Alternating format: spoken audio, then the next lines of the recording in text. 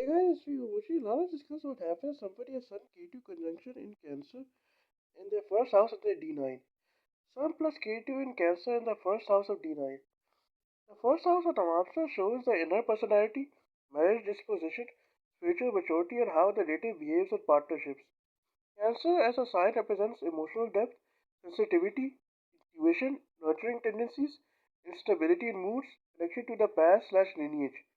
With Sun plus K2 here, the native's marital personality and inner nature becomes strongly colored by a mix of ego, disillusion, intuition, and detachment.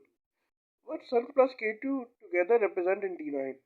Sun is Atma/ego, identity, confidence, direction, masculine energy, authority.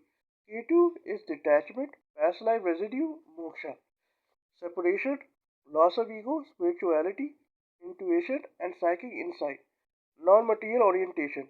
When Sun and Ketu are conjunct, the ego experiences pressure, disillusion, confusion, or spiritualization. The person may alternate between wanting recognition, Sun, and withdrawing for worldly identity, Ketu. This is intensified when placed in Cancer, where emotions dominate. Personality effects, Navamsa Lagna influence. Number one, highly introverted or private inner nature. They may appear confident outside, but their deepest inner personality is withdrawn, sensitive, and hard to read. Ego disillusion. They often struggle with who am I? What is my true purpose? Am I meant for worldly life or spiritual learning? This may lead to phases of uncertainty or identity crisis, especially after marriage. Number three, strong intuition. Ketu in Cancer gives psychic sensitivity, especially with emotions and people's intentions. They can feel things before they happen. Marriage and spouse outcomes, Nawabs are specific.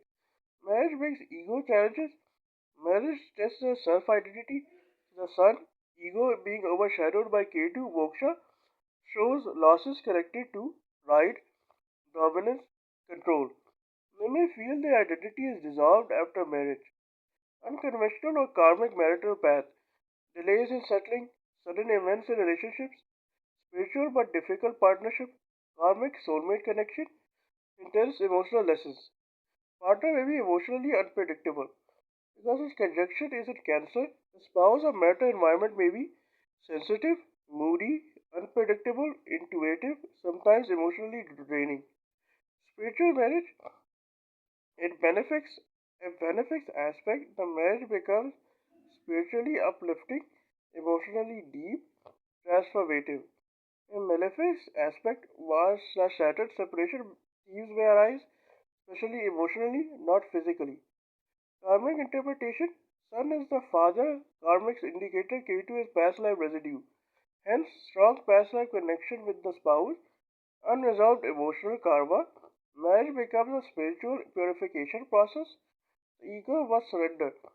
They may have been too authoritative or prideful in past incarnations, and in this life they are learning emotional humility. Spiritual meaning. This is a position that strongly indicates mystical tendencies, intuitive or psychic gifts, emotional healing abilities, detachment from worldly identity, and spiritual realizations after marriage. If Jupiter influences this conjunction, the person will become a healer or teacher. I have a goal. Summary. Sun plus Ketu in Cancer in the D9 Lagna creates a deeply spiritual, emotionally sensitive native whose identity is reshaped through marital karma. Marriage becomes a means of emotional purification and ego dissolution. They become more intuitive and inward looking after marriage, often undergoing major karmic lessons.